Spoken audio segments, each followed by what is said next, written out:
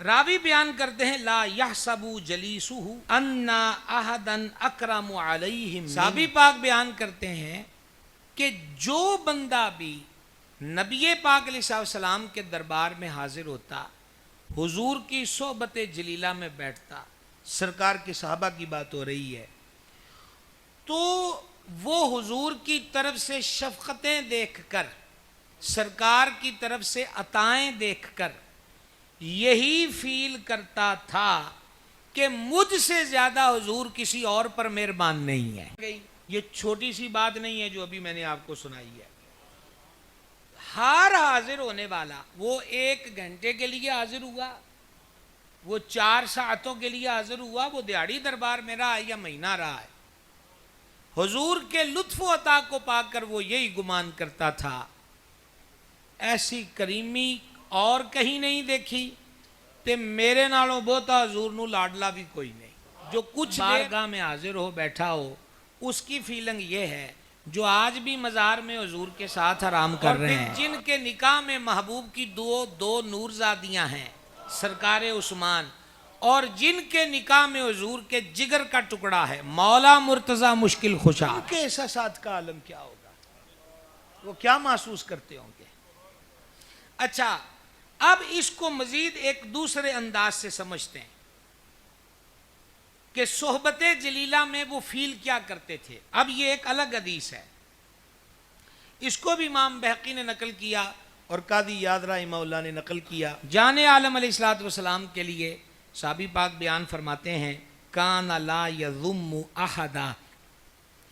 حضور کسی کی برائی نہیں کرتے تھے، یہاں تک کہ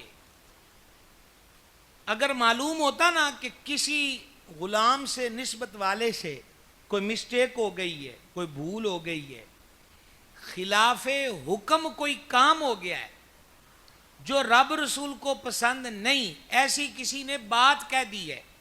سرکار تک تو اس کا نام بھی آتا تھا کہ حضور فلاں نے یہ بات کہہ دی یا فلاں نے یہ کام کر دیا، تو جب سرکار کی بزم سجتی نا تو وہ صاحب بھی بیچ میں ہوتے تو سرکار نام لے کر نہیں فرماتے تھے، تو حضور یہ نہیں فرماتے کھڑا ہو جا، تم نے یہ بات کیوں کہی، تم نے یہ عمل کیوں کیا، نہیں، بلکہ سرکار گفتگو فرماتے فرماتے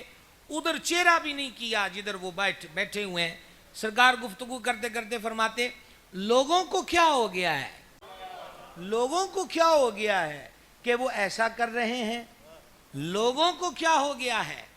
کہ وہ ایسا کہہ رہے ہیں، سبحان اللہ،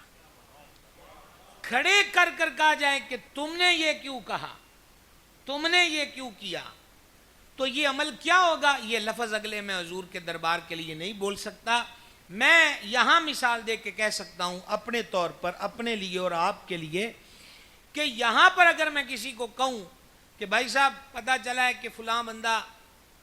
یہ گناہ کرتا ہے، تو میں کھڑا کر آپ یہ کیوں کرتے ہیں، آپ کو پتہ نہیں ہے کہ اللہ رسول نے اسے روکا ہے، تو سچ بتائیے گا بھرے بجمے میں اس کی عزت رہ جائے گی، بولیے گا ذرا۔ یہی حدیث کا وہ پہلی حدیث الگ تھی کہ جو بھی حضور کے دربار میں بیٹھتا وہ یہی گمان کرتا تھا کہ میرے نالوں ود کے حضور کسی اور نال پیار نہیں کرتے،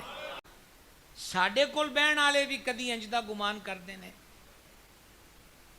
یہ ہمیں سوچنا چاہیے۔